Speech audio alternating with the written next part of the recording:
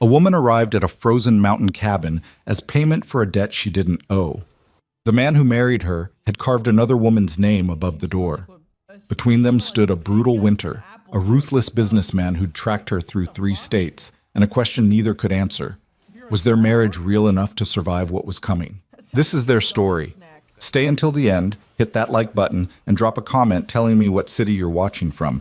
I want to see how far this tale travels across the world. The wind off Holt Ridge didn't howl like most mountain storms. It whispered, long thin sounds that crawled under door frames and through gaps in timber walls, carrying threats instead of noise. Caleb Mercer had lived with that whisper for 11 years, and it had never once lied to him. Today it was saying, something's coming that'll change everything. He stood in the crooked doorway of Black Hollow's only church, a structure that leaned slightly westward as if trying to escape the town it served. His hands were clean for once, scrubbed raw that morning until the timber stains finally lifted from beneath his fingernails. The suit he wore was older than his cabin, borrowed from a dead man's trunk because he didn't own anything worth wearing to a wedding, even his own. Preacher Yates hovered near the altar, pale and fidgeting, like a man who'd bet on the wrong horse and couldn't back out now. The church smelled like damp wood and old candle wax. 3 witnesses sat scattered across the pews, the blacksmith's wife, a trapper missing 2 fingers, and a boy too young to understand what he was watching. Caleb didn't want witnesses, didn't want the suit, didn't want any of this ceremony wrapped around what should have been simple as a timber contract. But the girl arriving from the east probably expected something, so here he stood. The door cracked open behind him. Preacher Yates straightened. The blacksmith's wife leaned forward. Even the boy stopped swinging his legs. And Caleb turned around. The woman stepping through the doorway wasn't what he'd imagined during the long weeks of waiting. The advertisement he'd answered described her as young, suitable for frontier life, seeking respectable arrangement. He'd pictured someone worn down already, desperate enough to marry a stranger and climb a mountain without asking too many questions. But Evelyn Cross didn't look desperate. She looked dangerous. Not in the way of weapons or violence. Dangerous the way a creek looks calm right before the current takes you under. She was younger than he'd expected, mid-20s maybe, with dark hair pinned back severe and tight, like she didn't trust it loose. Her dress was plain, gray wool that had seen better years, and she carried 1 battered leather suitcase that couldn't have held more than 2 changes of clothes. But her eyes were what stopped him cold. Green, sharp, and absolutely terrified. Not of him, though. That was the strange part. She looked at Caleb like he was a means to an end, a door she was trying to get through before something behind her caught up. Her gaze moved past him, scanning the church, the witnesses, the preacher, like she was measuring exits. "Miss Cross," Preacher Yates said, too loud, his voice cracking on her name. "Welcome to Black Hollow. We're so pleased you've arrived safely." She didn't answer, just set the suitcase down with a soft thud and finally looked directly at Caleb. For 3 long seconds, neither of them spoke. Then she said, "You're Caleb Mercer." It wasn't a question. Her voice was lower than he'd expected, steadier, educated, like she'd come from money once, before whatever happened to bring her here. "That's right. And you understand the terms of this arrangement?" "I do. No expectations beyond what was written in the agreement. Separate lives under the same roof. Mutual benefit, nothing more." Caleb felt the blacksmith's wife shift uncomfortably behind him. Even the preacher looked away, but he kept his eyes on Evelyn and nodded once. "That's what I signed on for." Something flickered across her face. Relief, maybe, or disappointment. He couldn't tell. "Then let's proceed," she said quietly, "before the weather turns." Preacher Yates practically scrambled to the altar. The ceremony that followed was the shortest Caleb had ever witnessed. No music, no flowers. No promises about love or cherishing, just the legal binding words required to make the arrangement legitimate in the eyes of the law and the thin document they both signed with hands that didn't shake.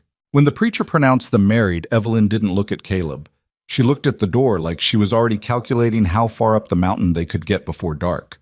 They were outside and loading the suitcase onto his horse before the blacksmith's wife cornered them. "Mrs. Mercer," she said, her voice dripping with something that pretended to be concern. "You understand where you're going, don't you? Holt Ridge isn't like town. It's isolated, dangerous. The winters there have killed stronger women than you."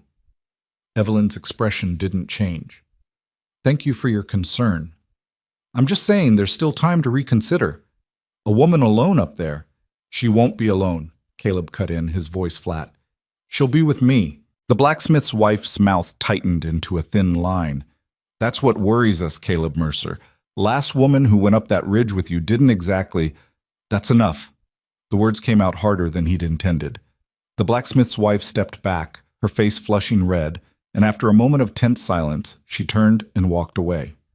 But not before throwing Evelyn one last pitying look that said everything the words didn't. Evelyn watched her go, then glanced at Caleb. Should I be worried? About her? No. About what she was talking about. Caleb tightened the straps on the suitcase. You're worried about plenty of things already. Don't waste energy on old gossip. Is it gossip if it's true? He met her eyes. We should go. Storm's coming in fast. She studied him for a moment longer, then nodded and let him help her onto the horse. Her hands were trembling despite the calm in her voice. He pretended not to notice. The ride out of Black Hollow was silent, except for the wind. The town sat in a valley between two ridges, a collection of crooked buildings that seemed to be slowly sinking into the mud. Once, it had been a waypoint for trappers and traders heading deeper into the territory. Now it was just a handful of stubborn people refusing to admit the frontier had moved on without them. As they climbed the narrow trail leading up toward Holt Ridge, Caleb glanced back once and saw a few of the townsfolk standing in the street, watching them disappear into the tree line. He wondered how many were placing bets on whether Evelyn would make it through the winter. The trail grew steeper. The trees pressed in close, pine and aspen crowding the path until the sky was just a narrow strip of gray above them. The temperature dropped with every 100 feet they climbed, and Caleb could feel the shift in the air, the pressure change that meant snow was close. Behind him, Evelyn sat rigid and silent. She hadn't spoken since they'd left the church, and he wasn't sure if that was fear or determination keeping her quiet. Finally, after nearly an hour, she broke the silence. How much farther? Another 2 hours if the weather holds. 4 if it doesn't. A pause. Then, will anyone come looking for me up there? Caleb's hands tightened on the reins. That wasn't the question he'd expected. Not how cold does it get, or is there a town nearby, or any of the practical things a new bride should be asking. This was something else. Something that made his instincts, honed by years alone on the mountain, start whispering warnings. Looking for you, why? Just answer the question. He considered lying, considered telling her that people passed through the ridge all the time, that it was easy to find. But something in her voice told him she'd know. No, he said finally. Ridge is isolated. Trail's hard to follow if you don't know it. Most folks in Black Hollow don't even remember it exists unless they need timber. You want to disappear up there, you can. He felt her relax slightly behind him. Just a fraction, but enough to notice. Good, she whispered. The snow started 20 minutes later. At first it was just a few flakes drifting down through the pine branches, lazy and harmless. But Caleb had spent enough winters on Holt Ridge to know how fast that could change. He urged the horse faster, navigating the switchbacks with practiced ease while Evelyn held on behind him. By the time they reached the ridgeline, the snow was falling thick and fast, cutting visibility down to 20 feet. The wind had picked up too, that whispering sound turning into something sharper, meaner. We're close, Caleb called back over his shoulder. Just another mile. Evelyn didn't answer. When he glanced back, he saw she'd pulled her thin coat tighter and lowered her head against the wind. She looked small, fragile, completely out of place in this frozen wilderness. She won't last a month, he thought. First real storm will break her. But then he remembered the way she'd looked at the church door, the way she'd asked about being found. Maybe fragile wasn't the right word. The cabin appeared through the snow like a dark shape emerging from fog. It sat in a small clearing on the eastern edge of the ridge, backed up against a stand of old-growth pine that provided shelter from the worst of the western winds. The structure itself was simple: single room, stone chimney, timber walls Caleb had cut and notched himself over the course of 2 brutal summers. A small porch ran along the front, and there was a lean-to shelter for the horse around the side. It wasn't much, but it had kept him alive for 11 years. Caleb dismounted and helped Evelyn down. Her legs nearly buckled when her feet hit the ground, numb from the cold and the long ride. He steadied her with one hand while reaching for her suitcase with the other. That's when she saw it. The initials carved above the cabin door. They were old, the edges softened by years of weather, but still clearly visible even through the falling snow. CM plus RH. Evelyn stared at them for a long moment, her face unreadable. Then she turned to Caleb and asked the question he'd been dreading since the moment she'd stepped into that church. Am I your wife? Or just the replacement for the woman who left? The wind howled, snow gathered in her hair, and Caleb realized he didn't have a good answer. Come inside, he said finally, before you freeze. But she didn't move. I asked you a question, and I said come inside. Caleb, her name was Rebecca, he said, the words coming out harsh and clipped. She was my wife. She left 3 years ago because she couldn't handle the isolation, took everything she could carry, and walked down this mountain in the middle of winter. I haven't seen her since. That answer your question? Evelyn's expression didn't change. Not really. Then what do you want to know? Whether I'm here because you want a partner, or because you just need someone to fill the empty space she left behind? The question hit harder than he'd expected. Caleb looked at her standing there in the snow, shivering and exhausted, but refusing to back down, and felt something crack open in his chest that he'd thought he'd sealed shut years ago. I don't know, he said honestly. But right now we both need to get inside before the storm gets worse, so we can figure out the rest later. After a long moment, Evelyn nodded and let him lead her into the cabin. The interior was exactly what she'd expected, and somehow worse. One room. A stone fireplace taking up most of the far wall, a narrow bed in one corner, a table with 2 mismatched chairs, shelves holding supplies and basic cooking equipment. Everything was functional, utilitarian, stripped of anything that might be considered comfort or decoration, except for 3 things. A quilt folded at the foot of the bed, worn but carefully maintained, with a pattern of stars that clearly took months to stitch. A bundle of dried wildflowers hanging from a beam near the window, and a chipped blue cup sitting on the shelf beside the stove, positioned like it was waiting for someone to use it. Evelyn recognized them immediately for what they were. Ghosts. The woman who'd lived here before had left pieces of herself behind, and Caleb had kept every one. You can have the bed, Caleb said, setting her suitcase down near the fireplace. I'll sleep on the floor tonight. Tomorrow we can figure out a more permanent arrangement. Where do you normally sleep? The bed? Then that's where you'll sleep tonight. I'm not taking your bed on the first night. You just rode for 6 hours in a snowstorm. Take the bed. I just married a stranger and climbed a mountain. I think I can handle sleeping on the floor. Caleb turned to look at her, something close to surprise crossing his face. Then the corner of his mouth twitched, not quite a smile, but close. You're stubborn. You say that like it's a bad thing. On this ridge, it might keep you alive. He moved to the fireplace and started building a fire with quick, practiced movements. Within minutes, flames were crackling and heat was beginning to push back the cold. Evelyn stood near the door, still wearing her coat, not quite ready to commit to being here. You can take the coat off, Caleb said without looking at her. I'm not going to hurt you. I didn't think you were. Then why are you still standing by the door like you're planning to run? Because I am, she thought. Because I've been running for 3 months. And I don't know how to stop. But what she said was, I need to ask you something. Caleb straightened, brushing soot off his hands. Go ahead. The arrangement we agreed to. Separate lives, no expectations. Does that still stand? That's what we agreed to. I need to hear you say it clearly, no misunderstandings later. He studied her for a long moment and she saw something shift in his expression. A recognition, maybe. That whatever she was running from was serious enough to demand absolute clarity. You want your own space, you get your own space, he said slowly.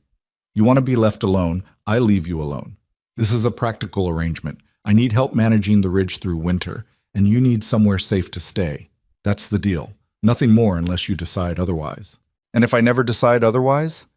Then we live like neighbors under the same roof. Evelyn felt some of the tension leave her shoulders. Okay, but I need the same promise from you. She blinked. What do you mean?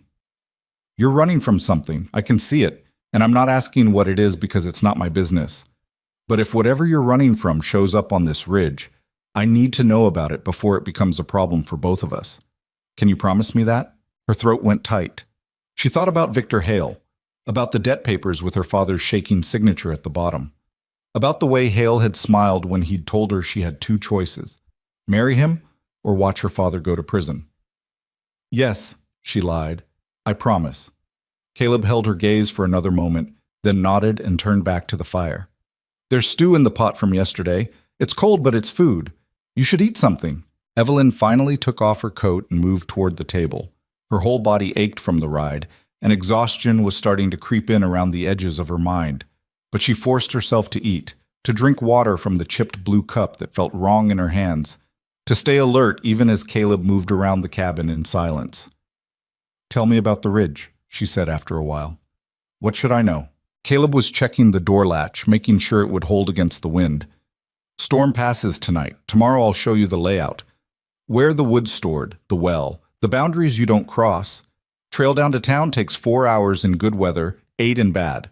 Supply run every 2 weeks during winter, more often when the pass is clear. Do you see other people often? No. Do you want to? He turned to look at her. I wouldn't have chosen this ridge if I wanted company. Then why did you agree to marry me? The question hung in the air between them. Outside, the wind picked up, rattling the shutters. The fire crackled and popped. Practical reasons, Caleb said finally. Ridge is too much for one person to manage alone. I needed help. You could have hired someone. Tried that. They never stay. So you thought a wife would be more committed than hired help? I thought a legal contract might last longer than good intentions. Evelyn absorbed that, turning it over in her mind. It made sense in a cold, logical way. But it also felt incomplete, like there was something else he wasn't saying. Your turn, Caleb said, settling into the chair across from her. Why did you answer the advertisement? She'd prepared for this question, had rehearsed the answer during the long journey west.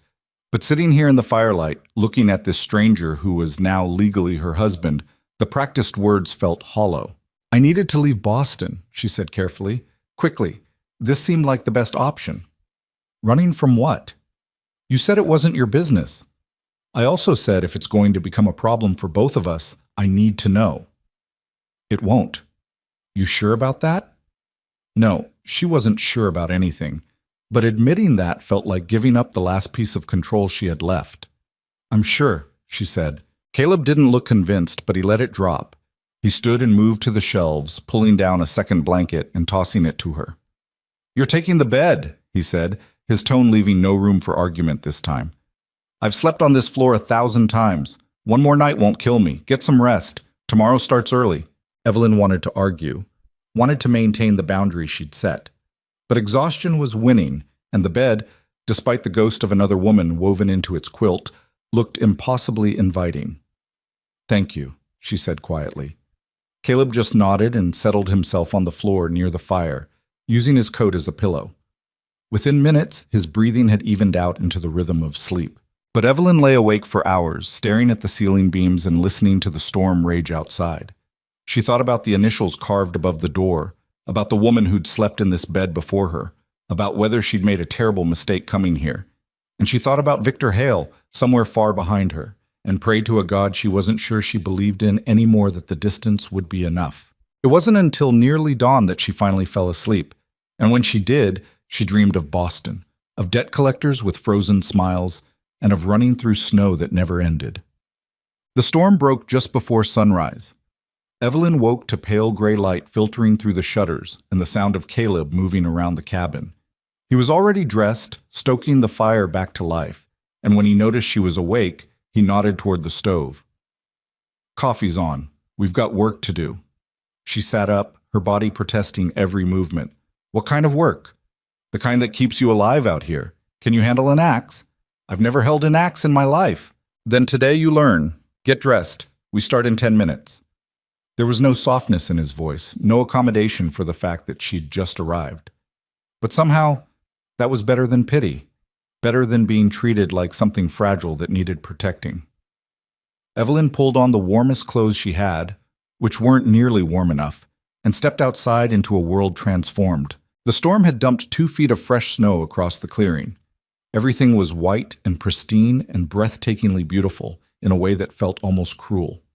The sun was just beginning to rise over the eastern ridge, painting the sky in shades of pink and gold. Caleb was already at the woodpile, splitting logs with steady, rhythmic strikes. He didn't look up when she approached. First rule of the ridge, he said between swings. We burn 4 logs a day minimum to keep the cabin warm. That means I split 8 every morning before breakfast. Now it means we each split 4. I told you I know what you told me. Watch. He demonstrated the motion, feet shoulder width apart, controlled swing, letting the weight of the axe do the work. Then he handed it to her and stepped back. Your turn.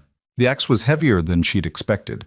The handle felt wrong in her hands, too rough, too thick.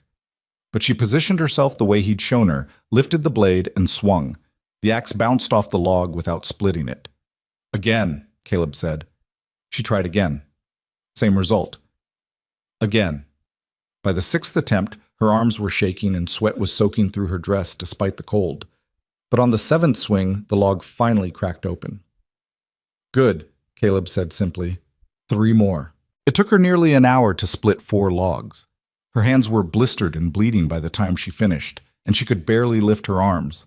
But Caleb didn't offer sympathy or suggest she rest. He just moved on to the next task. By midday, Evelyn had learned how to check the well for ice, how to ration the food stores, how to read the weather by watching the pine branches, and how to navigate the clearing without losing sight of the cabin in case another storm rolled in. Every lesson was delivered in the same flat, practical tone. Every task was demonstrated once and then expected to be repeated. There was no patience for failure, but there was also no anger when she struggled. It was, she realized, exactly how you'd train someone you needed to rely on. Not a wife, a partner. By the time the sun started to set, she was exhausted in a way she'd never experienced in Boston. Every muscle ached, her hands were raw. But there was something else too, a strange satisfaction that came from knowing she'd survived the first day. They ate dinner in silence. Venison stew that Caleb had made, thick and surprisingly good. Evelyn wanted to ask where he'd learned to cook, wanted to know more about this man she'd married, but the questions felt too personal for the boundary they'd established. Instead, she said, "The woman who was here before me, Rebecca, how long were you married?" Caleb's spoon paused halfway to his mouth. For a moment, she thought he wasn't going to answer. Then he said, 4 years. Did you love her? Yes. What happened? He set the spoon down. She came here thinking the mountain would be an adventure, something romantic and wild. But the reality was harder than she'd imagined. The isolation broke her down winter by winter until she couldn't take it anymore. One morning, I woke up and she was gone. Left a note saying she couldn't live somewhere that made her disappear. Did you try to find her? No. Why not? Because she was right. He looked directly at Evelyn for the first time since they'd sat down. This ridge makes you disappear. If you're not strong enough to hold on to who you are, the mountain takes it from you. Rebecca wasn't strong enough, so she left, and I let her go. Evelyn felt something cold settle in her stomach. Is that what you think will happen to me? I think you're tougher than you look. But I also think you're terrified of something, and fear makes people do stupid things, so I guess we'll see. The honesty was brutal, but it was also strangely comforting. At least he wasn't pretending. For what it's worth, Evelyn said quietly, I'm not looking for adventure or romance. I'm just looking for a place where no one can find me. Then you picked the right mountain. They finished dinner in silence. After, while Caleb cleaned the dishes, Evelyn stood and walked to the door, needing air despite the cold. She stepped out onto the porch and looked up at the sky. The stars were incredible. Thousands of them, maybe millions, scattered across the darkness like someone had spilled diamonds. In Boston, you could barely see a dozen stars through the smoke and city lights. But here, the sky went on forever. She heard Caleb step out behind her. Beautiful, isn't it? He said. Yes. Rebecca used to stand out here for hours some nights, just staring up.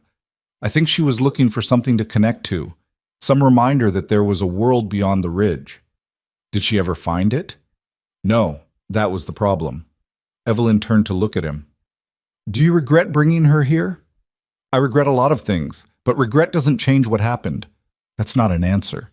He met her eyes. Yes, I regret it. I knew she wasn't built for this life, and I married her anyway because I was lonely and stupid and thought love would be enough. It wasn't. and she paid the price for my mistake. Is that why you want this to be practical? No expectations, no romance, so history doesn't repeat itself? Yes. Good, Evelyn said, because I'm not her, and I'm not looking to be saved or fixed or loved. I'm just looking to survive. Something shifted in Caleb's expression. Not quite approval, but close. Then maybe this will work after all, he said. They stood together in the cold for another moment, two strangers bound by law and necessity, watching the stars above Holt Ridge. And somewhere far below them, in a town neither of them was thinking about, Victor Hale received a telegram that would change everything. It read, "Found her. Black Hollow, Colorado. Married. Will collect within the week." The telegram sat on Victor Hale's mahogany desk like a coiled snake. He read it 3 times, his fingers drumming against the polished wood in a rhythm that his secretary had learned meant someone was about to have a very bad day. Outside his Boston office, rain hammered against the windows, turning the street below into a blur of gray and black. "Married," he said aloud, tasting the word. Then he laughed, a sound with no humor in it. "The little fool actually thinks a piece of paper will protect her." His secretary, a nervous man named Parsons, stood near the door with his hands clasped. "Should I arrange travel, sir?" "Not yet. First, I want to know everything about the man she married. Everything. Who he is, what he owns, what debts he carries. I want leverage before I make the trip." "Yes, sir. And if there is no leverage?" Hale smiled the way other men might bare their teeth before a fight. "There's always leverage, Parsons. You just have to know where to look." 3 days later, Hale had his answer. Caleb Mercer owned a timber claim on Holt Ridge worth almost nothing in current market value, but potentially valuable if the railroad expansion went through. He had no debts, no family, no connections to anyone who mattered. He was, by all accounts, a ghost who preferred to stay invisible, which meant he had nothing to lose. Those were always the dangerous ones. But Hale had spent 20 years building his fortune by understanding one simple truth. Everyone had a breaking point. You just had to apply the right pressure. He booked passage west the following morning. Back on Holt Ridge, Evelyn had no idea the clock was ticking. The days fell into a brutal rhythm. Wake before dawn. Split wood. Check the well. Haul water. Mend whatever broke the day before.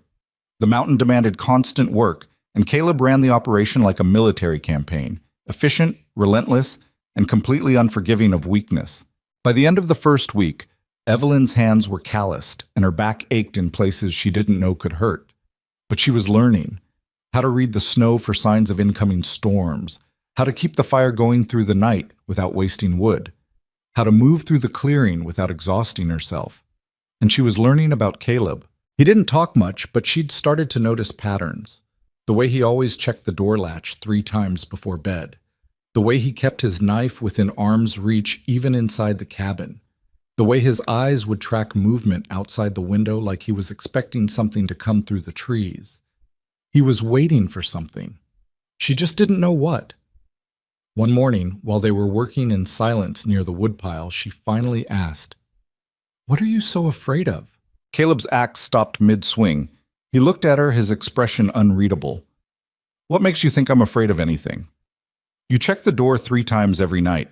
You keep a weapon on you at all times. You watch the tree line like you're expecting an attack. That's not caution, that's fear."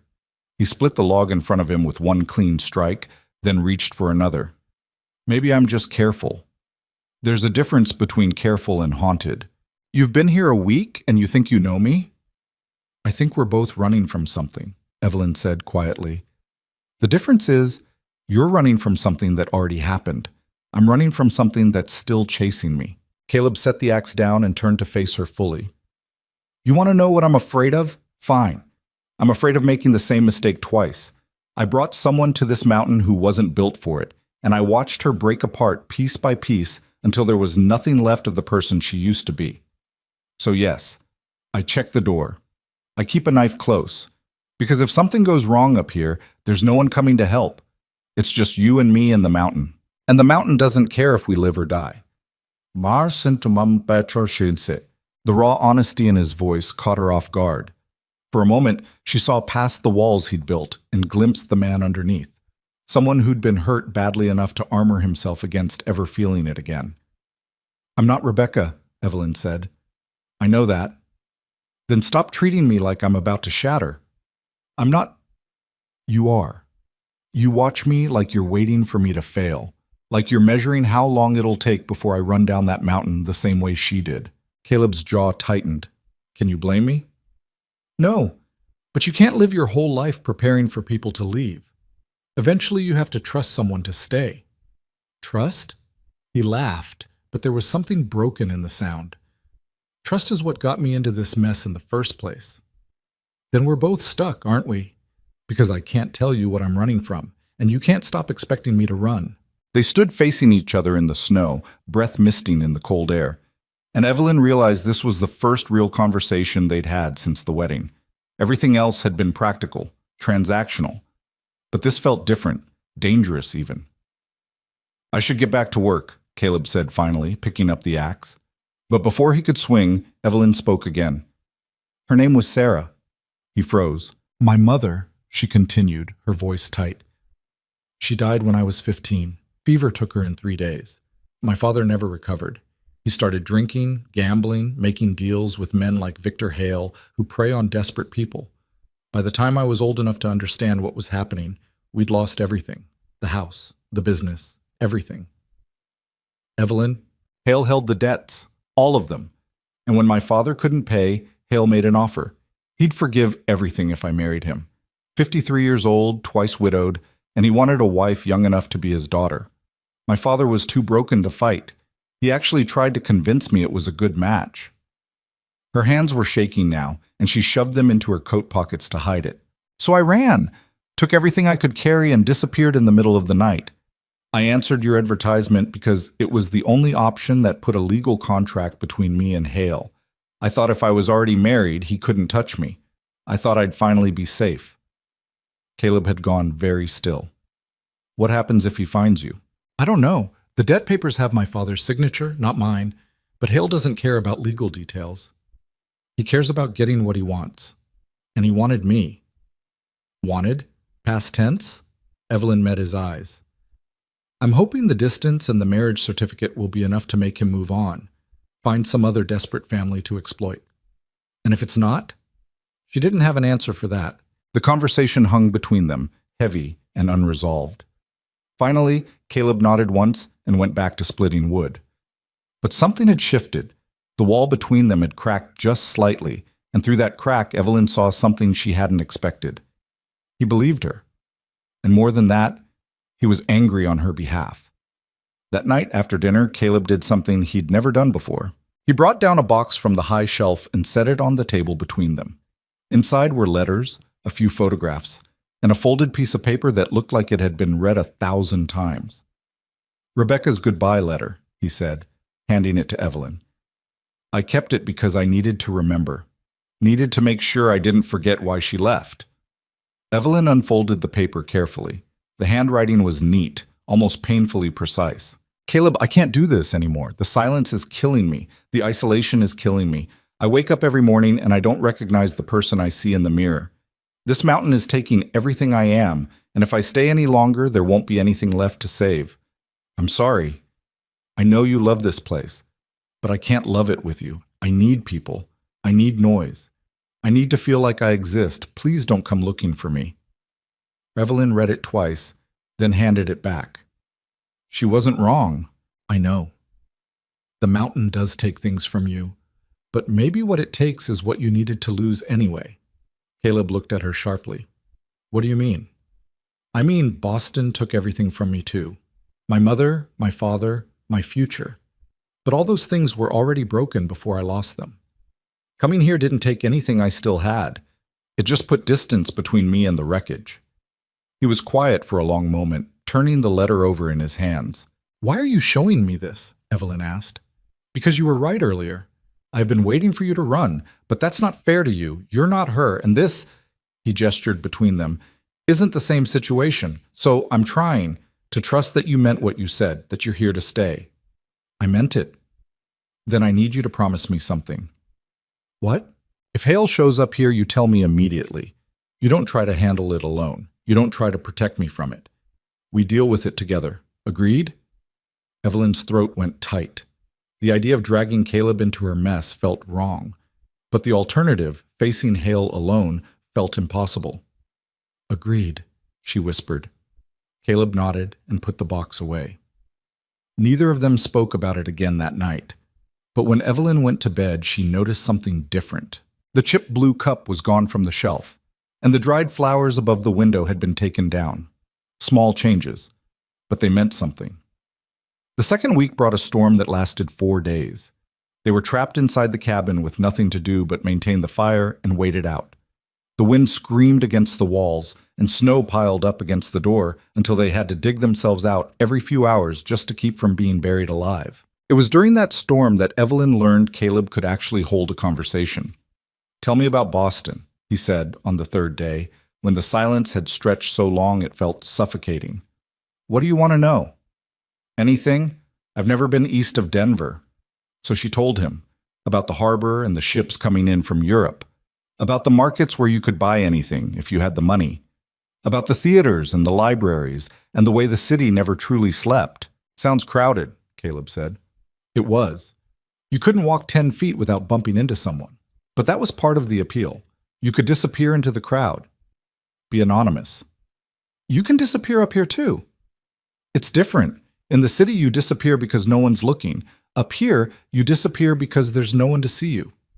Which do you prefer? Evelyn thought about it. "I don't know yet." "Fair enough. What about you?" she asked. "Why did you come here?" Caleb poked at the fire, sending sparks spiraling up the chimney. "Same reason as you, I guess. I was running from something." "What?" "A war that never really ended. At least not for me." Evelyn went very still. She'd noticed the scars on his hands, the way he moved like someone trained for violence, but he'd never mentioned it before. "You fought?" 4 years. Came home and realized I didn't fit anywhere anymore. The cities felt too loud. The people felt too close. I needed space, needed silence. So I came here. Do you regret it? Some days. Most days, no. But there are moments when I wonder what my life would have looked like if I'd stayed, if I'd tried harder to fit back in. And then winter comes and I remember why I left. Because up here, things make sense. Work equals survival. Preparation equals safety. There's no politics, no lies, no one trying to sell you something you don't need. Just the mountain and what you make of it. That sounds lonely. It is. But lonely is better than broken. Evelyn understood that more than he knew. On the 5th day, the storm finally broke. They dug out the door and stepped into a world transformed. The snow was waist deep in some places, and the clearing looked like something from a painting, pristine and untouched, and almost painfully beautiful. "We need to check the roof," Caleb said. "Weight like this can collapse the whole structure." They spent the morning clearing snow, working side by side in a rhythm that had started to feel almost comfortable. Evelyn was getting stronger. The work that had nearly killed her the first week was now difficult but manageable. "You're learning fast," Caleb said at one point. "I'm motivated." "By what?" "By not wanting to die up here." He actually smiled at that. A real smile, not the half grimace she'd seen before. Fair motivation. That afternoon, while Caleb was checking the lean-to, Evelyn went inside to start preparing dinner. She was reaching for the venison when she saw it through the window. A rider. Coming up the trail through the snow. Her blood turned to ice. "Caleb," she called, trying to keep her voice steady. "Someone's coming." He appeared in the doorway instantly, his hand already on his knife. "Stay inside." "Caleb, inside. Now." She wanted to argue, but the look on his face stopped her. She stepped back from the window and watched as he moved to the center of the clearing, positioning himself between the cabin and the approaching rider. The man who emerged from the tree line wasn't Victor Hale. He was younger, mid-20s maybe, with the lean build of someone who spent more time in a saddle than on solid ground. He wore a heavy coat and had a rifle slung across his back, but his hands were visible and empty. "Caleb Mercer?" the man called out. "Who's asking?" "Name's Daniel Cross. I'm looking for my sister." Inside the cabin, Evelyn's world tilted sideways. Daniel, her younger brother, the last person she'd expected to find her up here. She was out the door before she could think twice about it. "Danny?" Her brother's face went from cautious to shocked. "Evie? What the hell are you doing? You married this man?" It's complicated. Complicated? You disappeared in the middle of the night. Father's been... He stopped, his expression darkening. Actually, Father doesn't give a damn. But I've been searching for 3 months. Do you have any idea what Hale is doing back in Boston? Evelyn felt Caleb move up beside her. Who's Hale? The man she was supposed to marry, Daniel said, his eyes never leaving his sister. The man who owns every debt Father ever signed, and the man who's currently tearing apart Boston looking for her. She's not going back, Caleb said flatly. Daniel finally looked at him, really looked at him, and Evelyn saw her brother doing the same calculation she'd done weeks ago, measuring this mountain stranger against the kind of man who could track someone across state lines. I'm not here to take her back, Daniel said carefully. I'm here to warn her. Hale's on his way. He got word about the marriage, and he's coming to contest it. He's got lawyers, Evie, good ones, and he's claiming Father signed a contract on your behalf, some kind of proxy agreement that gives him legal claim to you regardless of any subsequent marriage. That's not possible, Evelyn said, but her voice shook. Father couldn't have, he was drunk. Hale had him sign a dozen things. One of them was apparently this. Caleb's hand found Evelyn's shoulder. How long until Hale gets here? He left Boston a week ago. Could be here any day now, depending on the weather. The words hit like a physical blow, any day, which meant she'd never been safe at all. The distance, the marriage, the mountain, none of it had been enough. What does he want? Caleb asked. Daniel's expression went cold. What men like Hale always want, control. He convinced himself he's in love with her, but really he just can't stand losing something he decided was his. And he'll destroy anyone who gets in his way. Then he's going to have a problem, Caleb said quietly. You don't understand who you're dealing with. Victor Hale owns half of Boston. He has connections that reach all the way to Washington. Going up against him is suicide. Maybe, but he's not taking her. The certainty in Caleb's voice made something crack open in Evelyn's chest. She'd been so sure this marriage would be nothing more than a business arrangement, two strangers sharing space and nothing else. But standing here with his hand on her shoulder and his voice promising protection she didn't ask for, she realized something had changed. She just didn't know when. Daniel looked between them, his expression unreadable. You're serious about this? About her? She's my wife, Caleb said. That means something up here, even if it doesn't down in Boston. It means something in Boston, too. If Hale doesn't have legal ground to stand on, but if that contract is real, then we'll deal with it when he gets here. Until then, you're welcome to stay. There's room in the lean-to, and we've got enough supplies for 3 if we ration. Daniel hesitated, then nodded. One condition. You let me help. If Hale's coming, you're going to need all the support you can get. Fine, but your sister's safety is non-negotiable. On that, we agree. That night, the 3 of them sat around the fire while Daniel explained everything he'd learned. The contract Hale claimed to have was dated 6 months before Evelyn ran. It allegedly gave Hale guardianship rights over her in exchange for forgiving a portion of the family debt. Whether it was legally binding was debatable, but Hale had enough money to tie them up in courts for years, bleeding them dry with legal fees until Evelyn had no choice but to comply. There's one other thing, Daniel said reluctantly. Father's dead. Evelyn's breath caught. What? Hart gave out 2 weeks after you left. I think the guilt finally caught up with him. He left a letter. For you. Daniel pulled a folded envelope from his coat and handed it to her. Evelyn stared at it like it might bite. I'll leave you to read that, he said, then looked at Caleb. Can I talk to you? Outside? The 2 men stepped out onto the porch, leaving Evelyn alone with the letter. Her hands shook as she opened it. Evelyn, if you're reading this, it means Danny found you. I don't expect forgiveness. I don't deserve it. I sold you to save myself, and I'll carry that shame to whatever comes after this life. But you should know the contract Hale has is real. I signed it drunk and desperate, and I didn't understand what it meant until it was too late. By then, you were already gone. I tried to fight him, tried to get it nullified. But Hale owns too many judges, too many lawyers. I failed you, daughter. Just like I failed your mother. I'm sorry isn't enough. It'll never be enough. But it's all I have left to give. Father, Evelyn read it 3 times before the tears came. Outside, Daniel was explaining the situation to Caleb in more detail. Hale's not going to give up. Even if the contract isn't enforceable, he'll use it to make their lives hell. Drag them through courts, destroy Evie's reputation, make it impossible for her to exist anywhere east of the Mississippi. Then she stays here, Caleb said. For how long? Forever? You think she's built for a lifetime on this mountain?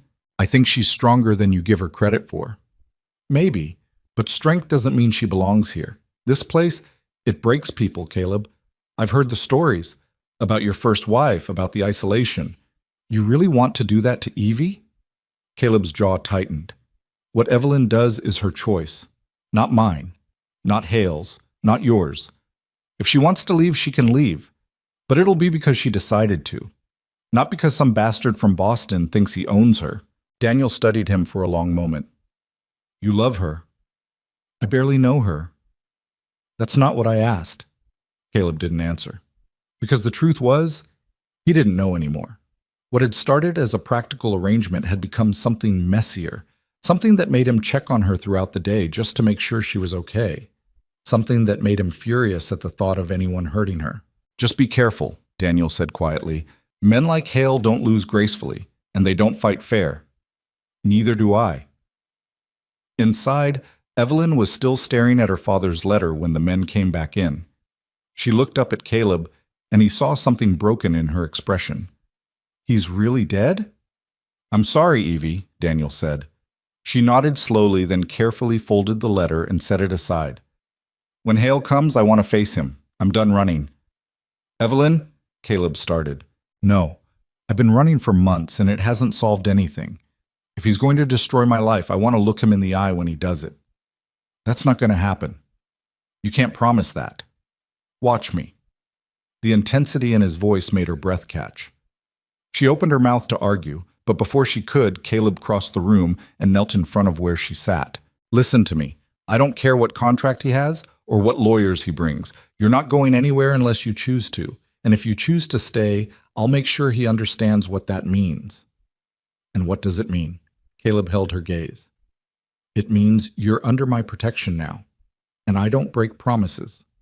Evelyn felt something shift in her chest, something dangerous and warm and completely terrifying. Why? She whispered. Why would you fight for me? Because someone should have fought for you a long time ago, and since they didn't, I will. Behind them, Daniel cleared his throat awkwardly. I'm, going to check on the horses. Neither Evelyn nor Caleb noticed him leave. You don't owe me this, Evelyn said. I know. Then why? Because when I look at you, I don't see someone broken. I see someone who survived, and that matters more than you know. Evelyn's eyes burned. She'd spent so long thinking of herself as damaged goods, as someone whose value had been calculated and sold. But Caleb looked at her like she was worth protecting, worth fighting for. It terrified her. What if I can't stay? She asked. What if the mountain breaks me the way it broke Rebecca? Then you leave, and I'll make sure you get somewhere safe. But at least you'll leave by choice, not because someone forced you. The honesty in his voice undid something inside her. Before she could second-guess it, she reached out and took his hand. His skin was rough from work, scarred from years of survival, but it was warm, real. Thank you, she whispered. Caleb squeezed her hand once, then stood and moved toward the fire, putting distance between them like he needed space to breathe. And Evelyn sat there in the firelight, holding her father's final letter, and wondering if she'd just made everything infinitely more complicated. Or if complicated was exactly what she needed. Victor Hale arrived on the ridge 3 days later, and he didn't come alone. Evelyn saw them first. She'd been hauling water from the well when movement caught her eye through the trees. 3 riders picking their way up the trail, their horses struggling through snow that hadn't been broken since Daniel's arrival. The lead rider sat tall in his saddle, dressed in black wool that looked absurdly out of place against the white landscape. She didn't need to see his face to know.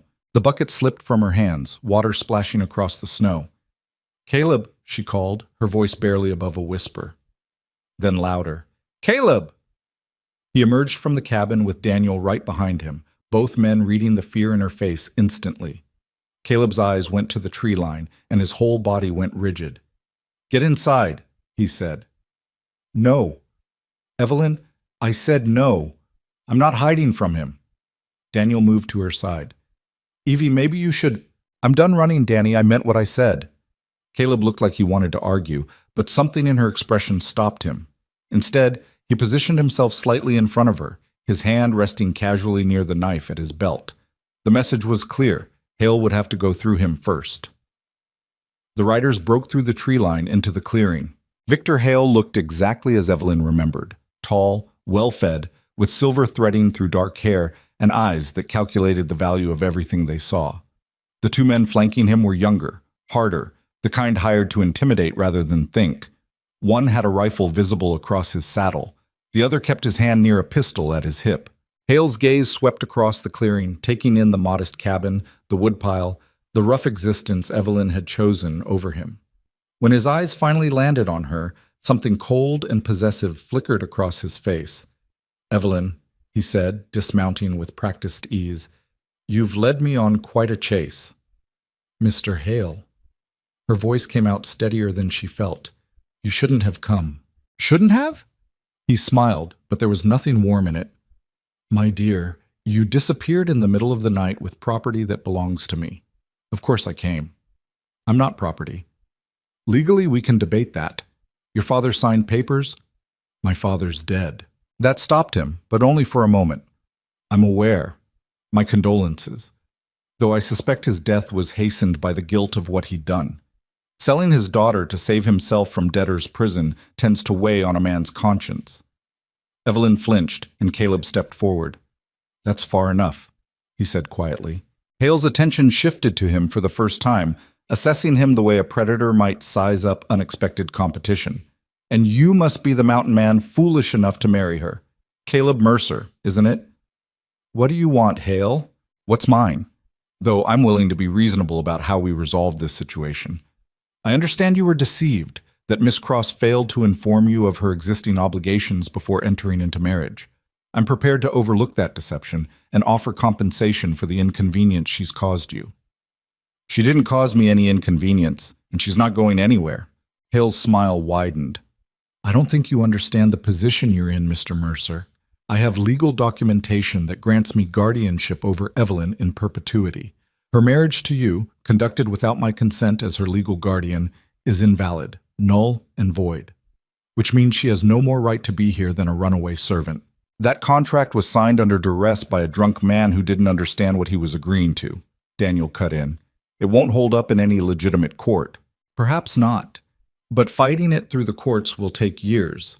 Years during which Evelyn's reputation will be thoroughly destroyed. Years during which Mr. Mercer here will be bankrupted by legal fees. Or," Hale spread his hands in mock generosity, "we can settle this now. Evelyn comes back to Boston, I forgive all outstanding debts, and everyone walks away intact. A clean solution to a messy problem. Or," Caleb said, his voice dropping to something dangerous, "you get back on your horse and ride down this mountain before I make you." One of Hale's men shifted, his hand moving toward his pistol, but Hale held up a hand, stopping him. "Violence would be unwise, Mr. Mercer. I've already filed paperwork with the territorial courts. If anything happens to me, you'll hang for it, and Evelyn will still end up exactly where she belongs, with me." "She belongs here," Caleb said. "She's my wife." "A wife you've known for what, 3 weeks, 4? You know nothing about her, nothing about the debt she carries or the obligations she's running from. I, on the other hand, have known the Cross family for years. I understand what Evelyn needs, what she's suited for." "You understand what you want her to be," Evelyn said, finding her voice again. "That's not the same thing." Hale's expression shifted, something almost resembling hurt crossing his face. "I've been patient with you, Evelyn. I forgave your father's debts when no one else would.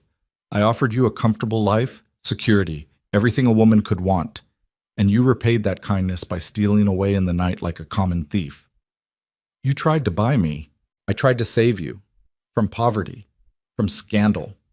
From exactly this, standing in the snow in the middle of nowhere, pretending you belong in a world that will kill you before spring. Better dead on my own terms than alive on yours." The words hung in the frozen air between them. Hale's face went rigid, the mask of civility cracking to reveal something uglier underneath. "You ungrateful little—" He stopped himself, took a breath, forced the smile back into place. "I see. This is about pride. You'd rather suffer with this stranger than accept help from someone who actually cares about your welfare. You don't care about me, Evelyn said. You care about winning, about not losing something you decided was yours. But I was never yours, Mr. Hale, and I never will be. Hale's eyes went cold. He reached into his coat and pulled out a folded document, holding it up like a weapon. This contract says otherwise. He's signed, witnessed, and legally binding. You can pretend all you want that your mountain marriage means something, but in the eyes of the law, you're still under my guardianship, and I'm well within my rights to take you home. Try it, Caleb said softly. See what happens. The two men stared at each other, and Evelyn felt the violence crackling in the air between them like electricity before a storm. Hale's hired men had both gone tense, hands on weapons. Daniel had moved slightly to the side, creating a better angle if this turned into a fight. It was Hale who broke first. I'm not an unreasonable man, Mr. Mercer, so let me make you an offer, a business proposition, if you will. I'm listening. The debt Evelyn's father owed me totals $18,000, a considerable sum. I'm willing to transfer that debt to you in exchange for Evelyn's freedom from this marriage. You pay it off over time, say 10 years, and she walks away clean. No legal entanglements, no ruined reputation, just a business transaction. Evelyn's stomach dropped. Caleb, no. But he was already considering it. She could see the calculation in his eyes, the same ruthless practicality that had kept him alive on this mountain for 11 years. How much up front? He asked. Caleb, don't. 5,000, the rest in annual installments. I don't have $5,000. No. But you have a timber claim worth considerably more if the railroad expansion goes through. Sign over the mineral rights and we'll call the first payment settled. Those rights are all I have. Then you have a choice to make, your livelihood or your wife. Evelyn grabbed Caleb's arm. Don't do this. He's trying to trap you. Once you sign those papers, he'll own you the same way he owned my father. The debt will never be paid. He'll keep adding fees and interest until— I know what he's doing, Caleb said quietly. He looked down at her and something in his expression made her chest tighten. But if it keeps you safe, it's worth it. It's not worth bankrupting yourself. It's not worth— Yes, it is. The certainty in his voice broke something inside her. This man who'd known her less than a month was willing to destroy himself financially to protect her. It was insane, reckless. And it made her realize with crystal clarity that what was happening between them had stopped being practical the moment she'd told him about Hale. Maybe even before that. So? Hale prompted. Do we have a deal? Caleb turned back to him. You get your money. She stays here. And you never contact either of us again. Those are my terms. Agreed. I'll have the papers drawn up and delivered within the week. In the meantime, Hale's gaze slid to Evelyn. I trust you'll keep her close. She has a habit of running. I'm not running from him, Evelyn said coldly. I'm running from you. Hale's smile turned cruel. We'll see how you feel after a winter trapped on this ridge with a man you barely know. Desperation has a way of changing perspectives. He mounted his horse with practiced grace, his men following suit. But before he turned to leave, he looked at Caleb one more time. You're making a mistake, Mr. Mercer. Evelyn is beautiful, I'll grant you that. But she's also stubborn, impractical, and completely unsuited for this kind of life. You'll regret this arrangement long before that debt is paid. Maybe, but that's my problem, not yours. Hale shook his head like he was watching a man walk off a cliff. The papers will arrive next week. I expect your signature within 24 hours of delivery. Then he wheeled his horse around and headed back down the trail, his hired men close behind. They stood in silence until the riders disappeared into the trees. Then Evelyn turned on Caleb. What the hell were you thinking? I was thinking you needed protection and I could provide it. By selling yourself into indentured servitude? That's not protection. That's suicide. It's a business arrangement, same as our marriage. Don't, her voice cracked. Don't pretend this is the same thing. This is $18,000, Caleb. That's more money than you'll make in 10 years of timber work. You can't— Already done. No, it's not. The papers haven't been signed yet. You can still back out. Tell him the deal's off and what? Let him drag you back to Boston? Let him destroy your life because I wasn't willing to pay the price? It's not your price to pay. Yes, it is. The words came out harder than he'd intended, echoing across the clearing. You're my wife. That means something.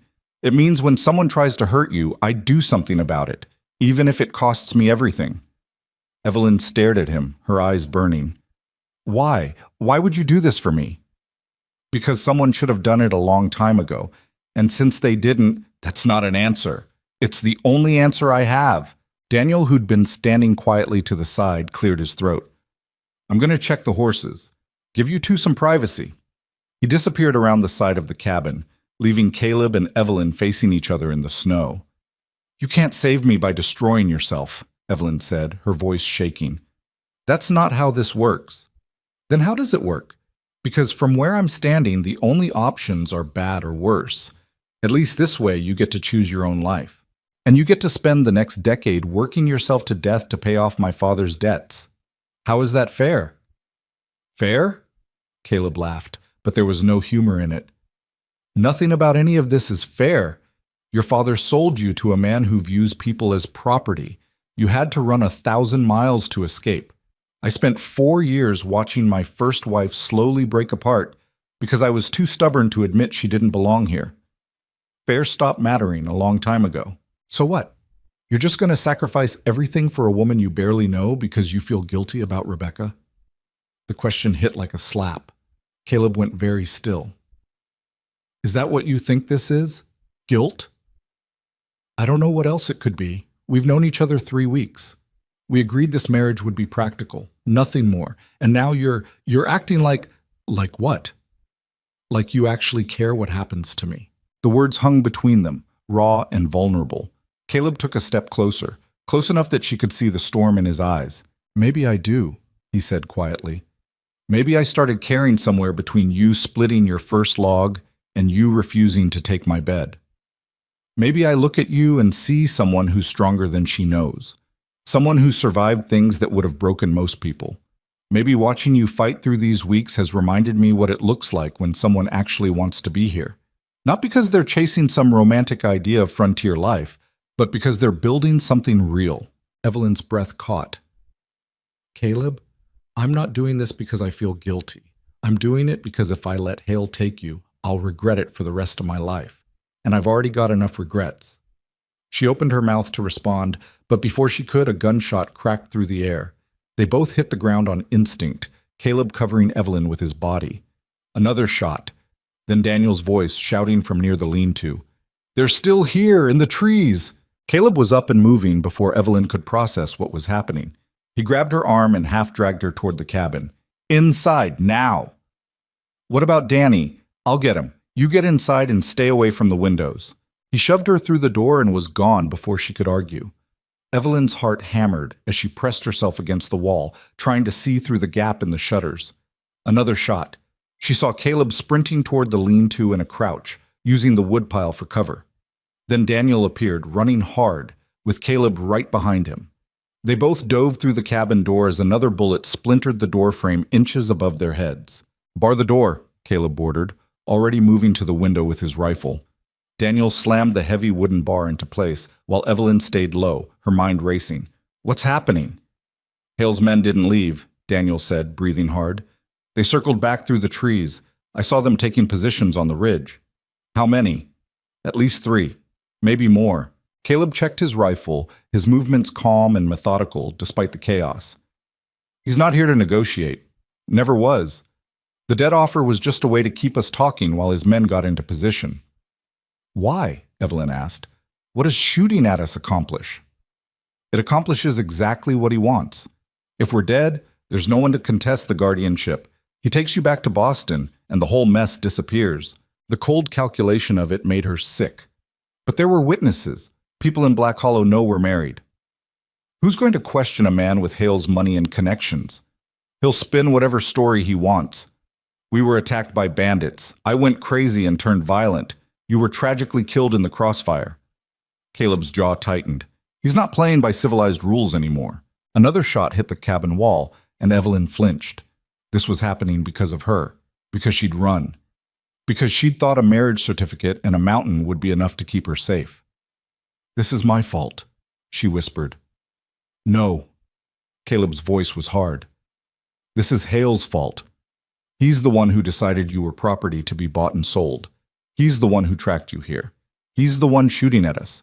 Don't take responsibility for what he chose to do. But if you hadn't run, you'd be trapped in Boston with a man who treats people like possessions. You made the right choice. Now we deal with the consequences. Daniel was at the other window, his own rifle ready. We can't stay in here forever. Eventually, they'll just burn us out or wait for our supplies to run dry. I know. So what's the plan? Caleb was quiet for a long moment, his eyes scanning the tree line where Hale's men were hidden. When he finally spoke, his voice was cold and certain. We hunt them. Evelyn's head snapped up. What? They've got us pinned down, but they don't know this ridge like I do. There's a gulch that runs along the eastern edge, cuts through the trees, and comes out behind where they're positioned. We can use it to flank them. That's insane, Daniel said. There's at least 3 of them, probably more. And they're professionals. They're hired guns used to intimidating people in cities. This is my mountain, my rules. Caleb, no. Evelyn moved toward him. This isn't, you can't just, you have a better idea? She didn't, and that terrified her more than the gunfire. We wait, she said desperately. Wait them out. Eventually they'll have to leave. And if they don't? If they're willing to sit out there for days, weeks even? We've got supplies for maybe 10 days if we ration carefully. They can resupply from town. Time is on their side, not ours. Then we surrender. Tell Hale I'll go with him. End this before anyone gets killed. Absolutely not. Caleb, I said no. He turned to face her fully, and the intensity in his expression made her breath catch. I didn't make that deal with Hale, so you could hand yourself over the first time things got difficult. You're staying here, where you're safe. How is this safe? People are shooting at us. Because I'm going to make sure they stop. He checked his ammunition, loaded his rifle, and moved toward the back of the cabin where a small window faced away from the tree line. Daniel followed, and after a moment of hesitation, so did Evelyn. Listen to me, Caleb said, his voice low and urgent. I'm going out through the back. I'll use the gulch to get behind them. Daniel, you stay here and keep them focused on the cabin. Fire off a shot every few minutes so they think we're all pinned down inside. And if they rush the cabin while you're gone? They won't. They've got cover in the trees. From their perspective, they've got all the advantage. They'll wait us out. You hope. I know. These men are mercenaries. They're not getting paid enough to risk a direct assault when they can just starve us out. Daniel didn't look convinced, but he nodded. How long? Give me 20 minutes to reach position, then start making noise. And if you're not back in an hour? Caleb met his eyes. Then take Evelyn and run. There's a trail on the north side that leads down to the valley. Rough going, but you can make it if you move fast. I'm not leaving you, Evelyn said immediately. You will, if I tell you to. Like hell I will. For a brief second, something almost like a smile crossed Caleb's face. Stubborn. You knew that when you married me. He reached out and cupped her face with one hand, his thumb brushing against her cheek. The gesture was so unexpected, so gentle compared to the violence happening around them, that Evelyn forgot how to breathe. Stay alive, he said quietly. That's all I need you to do. Stay alive until I get back. Before she could respond, he was moving, slipping out the back window with the practiced ease of someone who'd spent years hunting these mountains. And then he was gone, swallowed by the snow and trees. Evelyn stood frozen, her hand pressed against her cheek where his touch still lingered. He'll be okay, Daniel said, though he didn't sound entirely certain. He knows what he's doing. Does he? Or is he just... She couldn't finish the thought. Couldn't voice the fear that Caleb was going to get himself killed trying to protect her. Daniel moved back to the front window and fired a shot toward the trees. The answer came immediately, 3 shots slamming into the cabin wall. At least we know they're still there, he muttered. The next 20 minutes were the longest of Evelyn's life. She stayed low, listening to the periodic gunfire, watching the tree line for any sign of movement. Her mind kept circling back to Caleb out there alone, outnumbered and outgunned, risking everything because he'd decided she was worth protecting. She barely knew him. 3 weeks wasn't enough time to know anyone, not really. But she knew he checked the door 3 times every night. Knew he split wood with the same methodical rhythm every morning. Knew he carried scars from a war that had never really ended for him. And she knew that somewhere in the past 3 weeks, he'd stopped being just the stranger she'd married and become someone she couldn't imagine losing. When the first scream came from the woods, both Evelyn and Daniel jumped. It was followed by shouting, then 2 rapid gunshots, then silence. "What happened?" Evelyn whispered. "I don't know, but something's changed." They waited, tense and listening. Minutes crawled by with agonizing slowness. Then the cabin door rattled. Daniel swung his rifle toward it, finger on the trigger. "Who's there?" "It's me," Caleb's voice came through. "Let me in." Daniel lifted the bar and yanked the door open. Caleb stumbled inside, breathing hard, his coat torn and blood on his hands. But he was alive. Evelyn was across the room before she could think, checking him for injuries. "Are you hurt? Where's the blood from?" "Not mine. One of them tried to rush me. Had to—" He stopped, shook his head. "They're gone. The ones that are left, anyway." "How many?" "There were 4. 2 ran when they realized they'd been flanked. One's not running anywhere anymore. And the 4th—" Caleb's expression went hard. "The 4th is Hale's problem now." Daniel understood first. "You sent one back as a message." "I did. Told him to tell Hale that if he sets foot on this ridge again, he won't leave it. And I gave him something to make sure Hale believes it." He pulled a document from inside his coat, the guardianship contract, now stained with blood and torn nearly in half. "I took it off the body," Caleb said flatly. "Without this, Hale has no legal claim. It's his word against ours. And given what just happened here, I doubt he'll want this fight to go any further." Evelyn stared at the ruined contract, her mind struggling to process what had just happened. "You killed someone." "Yes. Because of me. Because they were shooting at us. Because Hale sent them here to kill us if we didn't cooperate. Don't make this about you. This is about him." But Evelyn couldn't shake the weight of it. Someone was dead. Others had fled in terror, all because she'd run from a marriage she didn't want. "Hey." Caleb's voice was gentle now, and he tilted her chin up so she had to meet his eyes. "You didn't cause this. Hale did. You understand me? This isn't on you." She wanted to believe him. But the blood on his hands told a different story. Daniel cleared his throat. "What do we do now?" "Now we wait. See if Hale's smart enough to cut his losses or stupid enough to come back." "And if he comes back?" Caleb's expression went cold. "Then I finish what he started. Hale didn't come back that day. Or the next. Or the one after that. But his absence felt worse than his presence. It hung over the cabin like smoke, choking and inescapable.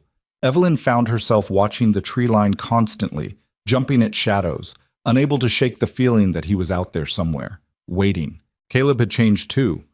The violence he'd committed, necessary as it might have been, had left marks that weren't visible on the surface. He worked harder than before, pushing himself through exhaustion, chopping wood until his hands bled, checking the perimeter at all hours like he expected an army to come pouring through the trees. On the 4th night after the attack, Evelyn woke to find his side of the floor empty. She pulled on her coat and found him outside on the porch, staring into the darkness with his rifle across his lap. "Can't sleep?" she asked. He didn't turn around. "Go back inside. It's cold." "So are you." "I'm fine." "You're not." She sat down beside him, ignoring the bite of frozen wood through her coat. "You haven't slept more than a few hours since it happened." "I sleep enough." "Caleb, I killed a man, Evelyn." The words came out flat and empty. "Shot him in the trees while he was trying to flank us. Watched him fall. And the worst part? I'd do it again without hesitation. That's what this place does to you. It strips away everything civilized until all that's left is survival." She was quiet for a moment, processing that. "You think you're becoming something you're not?" "I think I already am something I'm not proud of." "Because you protected us? Because you did what you had to do?" "Because I didn't feel anything when I pulled that trigger. No guilt, no remorse, just the relief that it was him instead of you." Evelyn understood then. He wasn't haunted by the killing itself. He was haunted by how easy it had been, by what that said about who he'd become after 11 years alone on this mountain. "During the war," she said carefully, "did you feel anything then?" His hands tightened on the rifle. "No." "And after?" "Everything, all at once. Until I couldn't stand being around people anymore because all I could see was what I'd done to them, what we'd all done to each other." He finally looked at her, and in the moonlight his eyes were hollow. I came here because I thought if I got far enough away from civilization, I could outrun it. But you can't outrun what you are. And what are you? Broken. Same as this mountain. Same as everyone who ends up here. Evelyn reached out and took his hand, ignoring the way he flinched at the contact. You're not broken. You're just someone who survived things that would have killed other people. There's a difference. Is there? Yes.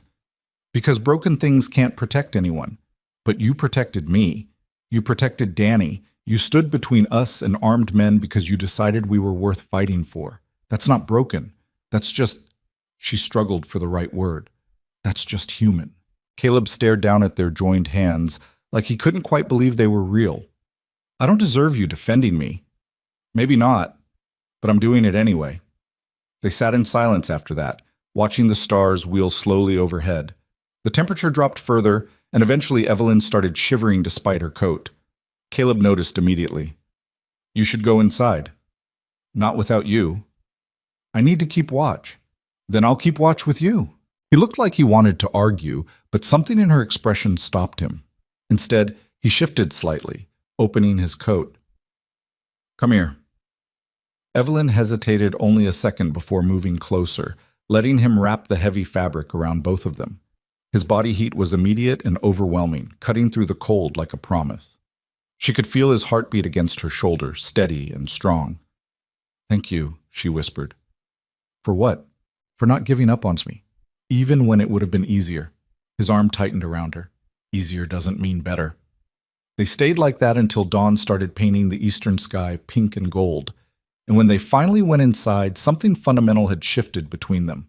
The practical arrangement they'd agreed to was gone. What remained was messier, more complicated, and absolutely terrifying. But it was real. Daniel left 2 days later. I need to get back to Boston, he explained over breakfast. Make sure Father's affairs are properly settled. And someone needs to spread the word about what Hale tried to do up here. He gets away with this kind of thing because no one ever challenges him publicly. It's dangerous, Evelyn said. If he's angry enough, he won't touch me. Too visible. I'm not the one who humiliated him. Daniel glanced at Caleb. But you two need to be careful. Men like Hale don't forgive. They just wait for better opportunities. Let him wait, Caleb said. He steps foot on this ridge again, he won't get the chance to regret it. Daniel stood and pulled his sister into a tight hug. You're really staying?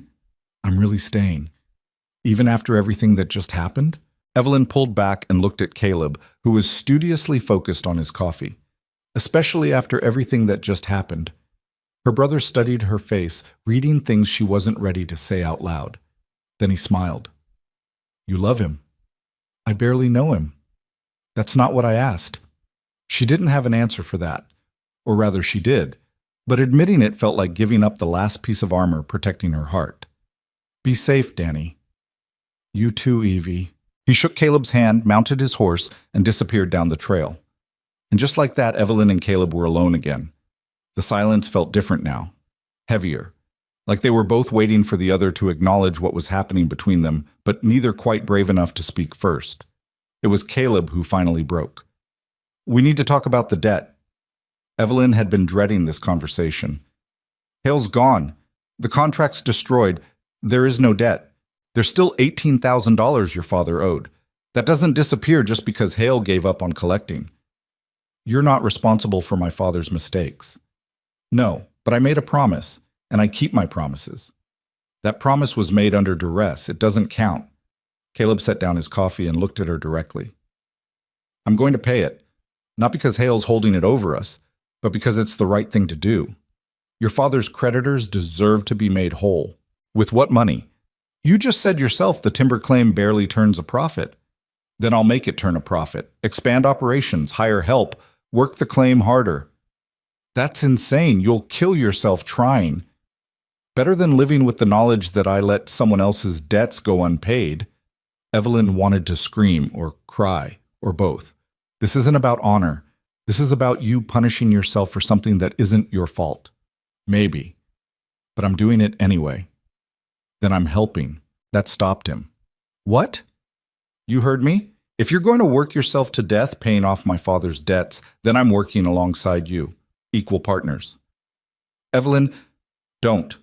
Don't tell me I'm not strong enough or that this isn't my responsibility. We're married. That means your debts are my debts. Your work is my work. You don't get to shut me out just because you've decided to martyr yourself. Caleb stared at her for a long moment. Then, incredibly, he smiled. You really are stubborn. I learned from the best. Fair enough. But if we're doing this, we do it smart. No more just surviving. We actually build something worth keeping. Agreed. So where do we start? Over the next week, they made plans. Real plans. Not just day-to-day survival. Caleb explained the timber business, which trees to cut, which to leave, how to navigate the seasonal markets in the valley towns. Evelyn took notes, asked questions, pushed back when his ideas seemed too conservative. We could double production if we built a sluice system, she said one night, sketching rough diagrams on scrap paper. Use the creek to transport logs instead of hauling them individually. That would require significant upfront investment. So we get a loan, use the land as collateral. I don't take loans. Why not? Because debt is what destroyed your family. I won't make the same mistake. Evelyn set down her pencil.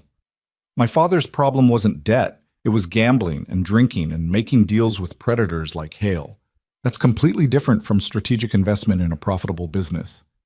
Is it? Yes. One is running from problems. The other is building toward solutions. Caleb considered that, then nodded slowly. All right, but we do it careful. Small loan, conservative terms, and we don't expand faster than we can sustain. Agreed. They shook on it, and Evelyn felt something shift. They weren't just surviving anymore. They were planning, building, creating something that might actually outlast them. But the work itself was brutal. Winter hit hard in late November, dumping snow faster than they could clear it. The temperatures dropped so low that water froze solid in the well overnight. Caleb taught Evelyn how to work in the killing cold, how to keep moving, how to recognize frostbite before it became permanent, how to push through exhaustion when stopping meant freezing. Some days she wanted to quit, to walk down that mountain and never look back. But she didn't, because every time she considered giving up, she'd see Caleb pushing just as hard, working just as long, and refusing to let the mountain break him. And she'd remember why she'd come here in the first place. Not to hide, to rebuild. The accident happened on a Tuesday. Caleb had gone out before dawn to check a stand of timber they'd marked for cutting. The snow had been falling steadily all night, and visibility was poor. Evelyn had argued against him going alone, but he'd insisted the work couldn't wait. She should have pushed harder. By mid-morning, when he still hadn't returned, panic started creeping in. She dressed in her warmest clothes, grabbed rope and supplies, and headed toward the timber stand. She found him a mile from the cabin, half buried in snow near the frozen creek. "Caleb!" She ran toward him, her heart hammering. "Caleb, can you hear me?" He groaned, trying to push himself up. Ice broke, fell through. His clothes were soaked, and temperatures this cold, that was a death sentence if they didn't move fast.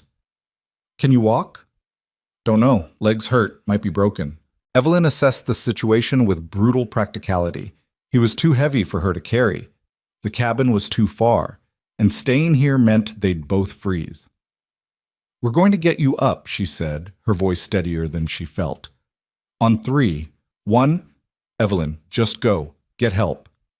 "There is no help. It's just us. So we're doing this together. 2, if you try to move me and I can't walk, we'll both die out here. Then we die together. 3. She hauled him up with strength she didn't know she had. He screamed when his weight hit the injured leg, but he stayed upright. Together, they started the agonizing journey back to the cabin. It took over an hour to cover a mile. Caleb was shaking violently by the time they reached the door, his lips blue, his eyes glassy. Evelyn got him inside and immediately started stripping off his frozen clothes with shaking hands. "Fire," she muttered. "Need to get the fire going." But her hands wouldn't cooperate. She'd been out in the cold too long herself, and fine motor control was gone. She fumbled with the kindling, dropping it twice before finally getting a small flame started. Once the fire was blazing, she turned her attention back to Caleb. His leg was swelling badly, already turning purple. Broken, definitely. Maybe worse. "I need to set it," she said. "You don't know how." "I'll figure it out. We don't have a choice." She found the medical supplies, basic as they were, and the whiskey Caleb kept for emergencies. She made him drink half the bottle, then waited for the alcohol to dull the worst of the pain. "This is going to hurt," she warned. "Everything already hurts." She positioned herself at his ankle, hands shaking. "On three?" "Just do it." Evelyn pulled. Hard. Caleb's scream echoed off the cabin walls, but she felt the bone shift back into alignment. She splinted it as best she could with wood and torn fabric, then wrapped him in every blanket they owned. By the time she finished, she was shaking so hard she could barely stand. But Caleb was alive. Unconscious, maybe hypothermic, but alive. She collapsed beside him near the fire and waited. He woke hours later, disoriented and in obvious pain. "What happened?" "You fell through the ice. I brought you back. Set your leg." "You—" He tried to sit up, winced, fell back. "You should have left me." "Stop saying that. I'm serious. You risked your life, and I'd do it again. Stop trying to make yourself expendable. You're not." Caleb stared at her, and something broke in his expression. "Why? Why would you do that for me?" The question hung between them, demanding an answer Evelyn had been avoiding for weeks. "Because I love you, you stubborn fool." The words came out raw and unplanned, stripped of any artifice or pretense, and once they were out, she couldn't take them back. Didn't want to. "I know we agreed this would be practical," she continued, her voice shaking. "I know we said no expectations. But somewhere between splitting wood and fighting off Hale's men and planning timber operations, I stopped being able to imagine my life without you in it. So yes, I risked my life to save yours, because losing you would be worse than dying." Caleb reached up with trembling fingers and pulled her down beside him. "You're going to regret this." "Probably." "I'm difficult. Damaged. I live on a mountain that tries to kill people." "I know. And I have no idea how to be what you need." "Then we'll figure it out together." He kissed her then, desperate and clumsy and absolutely perfect. And Evelyn kissed him back, pouring 3 weeks of fear and hope and stubborn determination into it. When they finally broke apart, Caleb was smiling, actually smiling. "I love you too," he said, in case that wasn't obvious. "It wasn't. You're terrible at showing emotion." "Then I'll have to work on that." "You really will." They lay together near the fire, broken and exhausted and more alive than either of them had felt in years. Outside, the storm raged on, but inside, something warm and fragile and worth protecting had finally taken root. Caleb's recovery took weeks. The leg healed slowly, and infection was a constant threat in the primitive conditions. Evelyn learned to change bandages, monitor for fever, and force him to rest even when he insisted he could work. It was frustrating for both of them, him because he hated being helpless, her because running the operation alone was nearly impossible. But they managed. Evelyn took over the daily work, chopping wood and hauling water and maintaining the cabin. Her hands, already calloused from weeks of labor, developed new layers of toughness. Her back grew stronger, and slowly, impossibly, she started to understand what Caleb had meant about the mountain demanding everything. Because it did. Every single day the ridge took whatever she had to give and asked for more. But it also gave something back. A sense of accomplishment, of capability, of knowing she could survive things that would have destroyed the person she'd been back in Boston. One night, while she was helping Caleb change position to ease the pressure on his leg, he caught her hand. "I need to tell you something." "What?" "About Rebecca. About why she really left." Evelyn went still. They'd avoided talking about his first wife since the night he'd shown her the goodbye letter. "You don't have to—" "I do. Because you deserve to know what you're signing up for." He took a breath, organizing his thoughts. "Rebecca came here full of dreams. She thought we'd build something beautiful together, a little paradise away from the world. And for the first year it was good, hard, but good. We worked together, laughed together, made plans. What changed? Winter. The first real winter. She'd experienced cold before, but not like this. Not the kind that gets inside your bones and stays there. Not the isolation. By February, she'd stopped talking, just went through the motions like a ghost. I tried everything, brought her books from town, suggested we leave for a while, begged her to tell me what she needed. But she'd already decided. This place was killing her, and staying would mean choosing me over herself. So she left. And I let her go because I realized something. I'd brought her here because I loved her, But love isn't enough if the life you're offering is slowly destroying the person you love. Evelyn understood what he wasn't saying. He was giving her an out, a chance to leave before the mountain took more than she was willing to give. "I'm not her," Evelyn said quietly. "I know. No, I mean, I'm not staying because I don't have other options. I'm staying because I want to. Because this place, as brutal as it is, makes sense to me in a way Boston never did. There's no pretense here, no performance, just work and survival and building something real. And when the isolation gets to you, when you wake up one day and realize you haven't seen another person in months, then I'll tell you, and we'll figure it out together. But I'm not running, not from this, not from you." Caleb pulled her close, burying his face in her hair. "I don't deserve you." "Probably not, but you're stuck with me anyway." By December, Caleb was mobile again, though he still limped badly. They celebrated by making their first timber delivery since the accident, a small load, but enough to prove they could still operate. The buyer in the valley town was surprised to see Evelyn handling negotiations. "Didn't know Mercer had a partner," he said. "Wife," Evelyn corrected, "and I handle the business side while he manages operations." The buyer raised his eyebrows but didn't argue. They settled on a fair price, and Evelyn walked away with enough money to buy supplies and make a small payment toward her father's debts. On the ride back up the mountain, Caleb was quiet. "What?" Evelyn finally asked. "Nothing.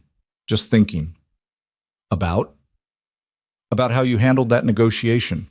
Got a better price than I usually do." "That's because you undervalue your own work. These buyers know you'll take whatever they offer, because you don't want to haggle." "And you do?" "I grew up in Boston. Haggling is a survival skill."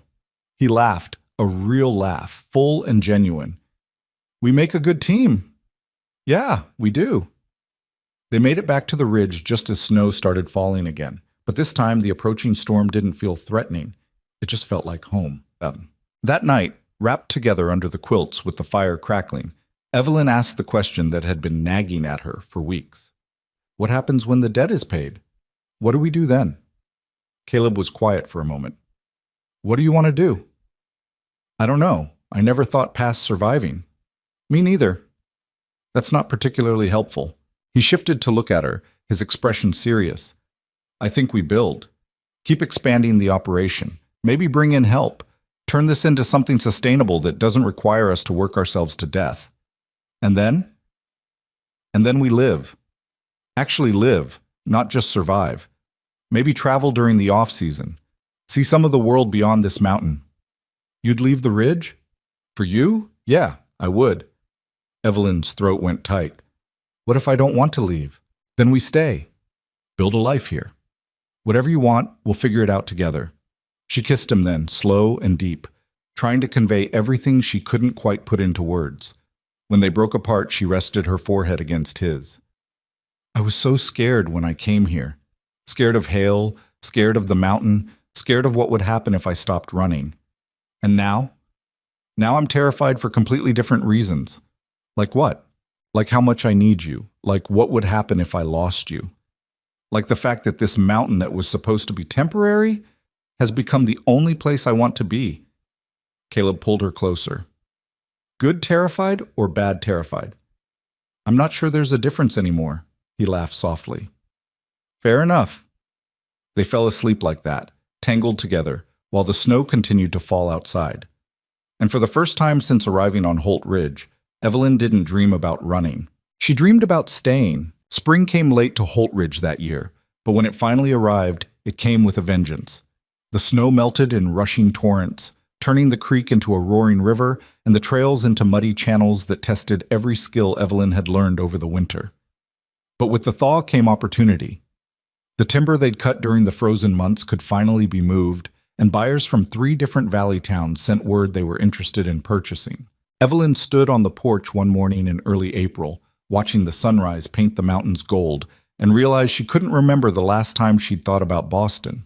The city that had once defined her entire world now felt like something from someone else's life, a story she'd heard but never lived. "You're up early," Caleb said, stepping out beside her with 2 cups of coffee. "Couldn't sleep. Too much to do."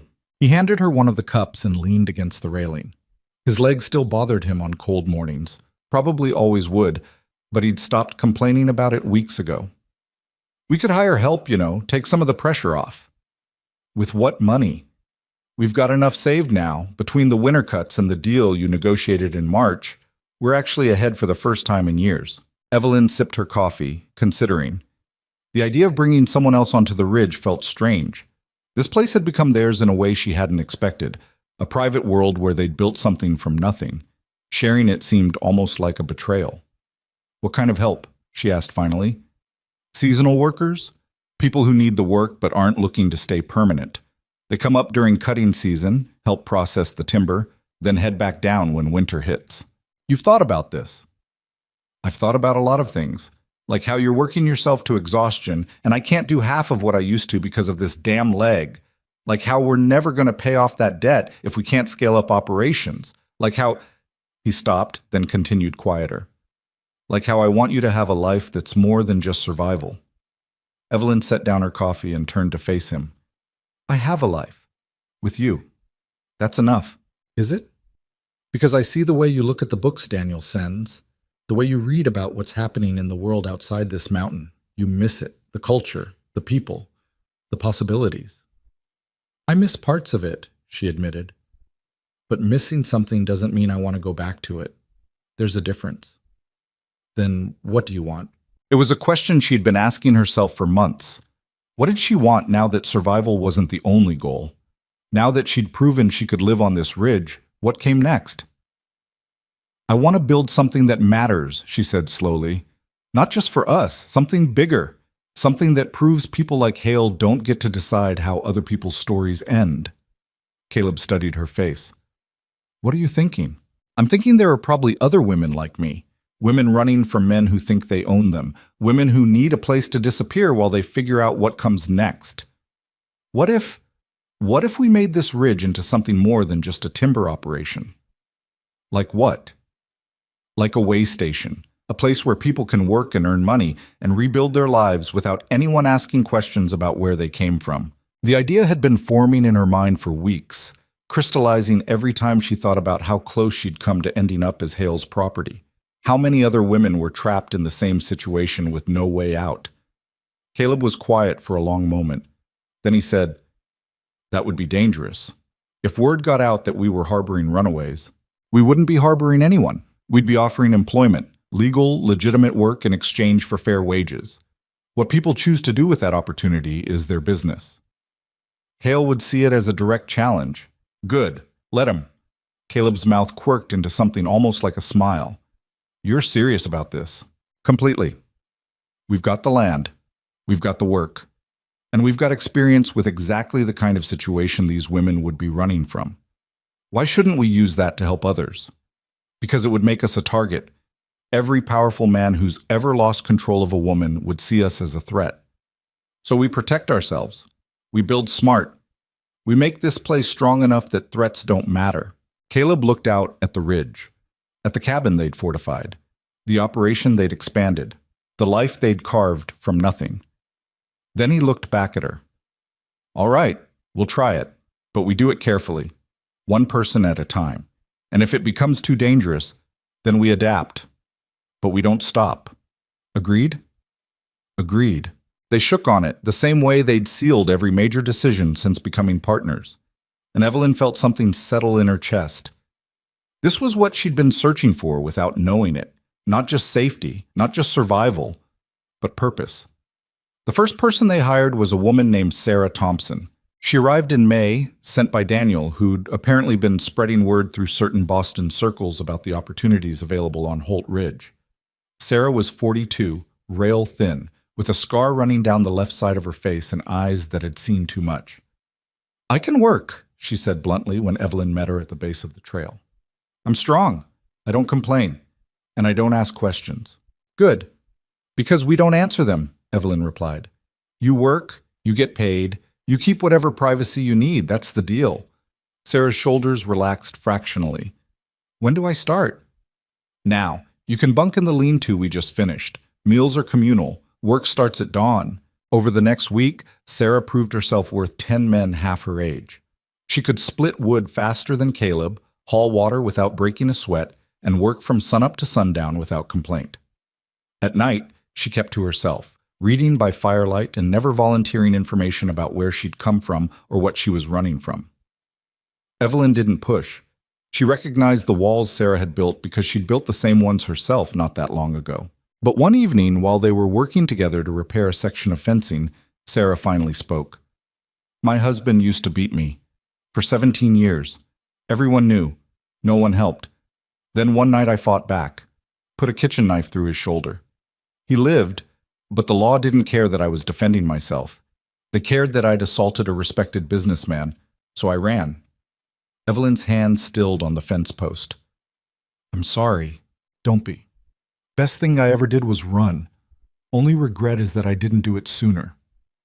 Sarah drove a nail home with one precise strike. "Your brother told me about Hale, about what he tried to do. That true?" "Yes." "And Caleb really took you in? No expectations?" "He did." Sarah nodded slowly. "Then you're lucky. Most men aren't like that." "I know." They worked in silence for a few more minutes. Then Sarah said, "The other women your brother's sending, they're going to be scared, broken. Some of them won't know how to do anything useful. You prepared for that? We'll teach them. And if they can't learn, if they're too damaged." Evelyn met her eyes. "Then we help them anyway. Everyone deserves a chance to start over." Sarah smiled, the first real smile Evelyn had seen from her. "You really believe that?" "I have to. Otherwise, what was the point of surviving?" By June, they had 4 more women working the ridge. Each came with her own scars, her own story, her own reasons for needing to disappear. Evelyn learned their names but never pushed for details. What mattered was the work, the wages, and the understanding that Holt Ridge was a place where the past didn't have to define the future. The operation expanded faster than Evelyn had anticipated. With more hands, they could process more timber, take on bigger contracts, and actually start making real money. The debt that had seemed impossible 6 months ago was suddenly manageable. They made their first major payment in July, $5,000 that wiped out nearly a third of what they owed. Caleb stood at the bank in the valley town, staring at the receipt like he couldn't quite believe it was real. "We did it," he said quietly. "We're doing it," Evelyn corrected. "Still a long way to go." "Yeah, but for the first time I actually believe we'll get there." They celebrated that night with whiskey and a fire that burned bright enough to be seen from the valley. The women who worked the ridge gathered around, sharing stories and songs and the kind of easy camaraderie that came from shared purpose. Sarah raised her cup. "To Evelyn and Caleb, for building something worth staying for." The others echoed the sentiment, and Evelyn felt tears prick her eyes. These women, these survivors, had become something like family. Broken and imperfect and still figuring things out, but family nonetheless.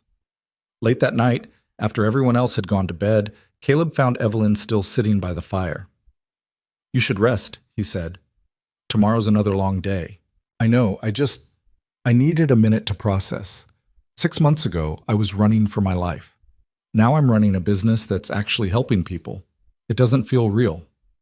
Caleb sat beside her. "It's real. You made it real. We made it real.